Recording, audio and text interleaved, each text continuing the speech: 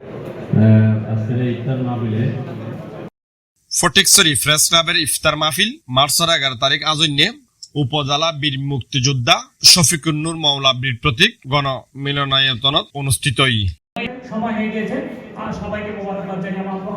Press club সভাপতি সৈয়দ মোহাম্মদ মাসুদের সভাপতিত্বে সাধারণ সম্পাদক আবু একলাক্স জিনুকের সঞ্চালনায় এন্ডে বক্তব্য রাখি সাবেক বিচারপতি ফয়সাল মাহমুদ ফয়জি, চট্টগ্রাম উত্তর জেলা বিএনপির যুগ্ম আহ্বায়ক সরওয়ার আলমগীর, উপজেলা নির্বাহী অফিসার মোহাম্মদ মোজাম্মেল হক চৌধুরী, উপজেলা জামায়াত আমির নাজিমুদ্দিন ইমো, উপজেলা বিএনপির সদস্য সচিব জহির আজম চৌধুরী, ফটিকছড়ি থানার ওসি নূর আহমেদ, নাজিরাট হাইও থানার ওসি শাহাবুদ্দিন, অধ্যাপক জাহাঙ্গীর, শহীদুল আজম, হাবিব ভুইয়া, একরামুল্লাহ সহ বিভিন্ন রাজনৈতিক দলের ব্যক্তিবর্গ।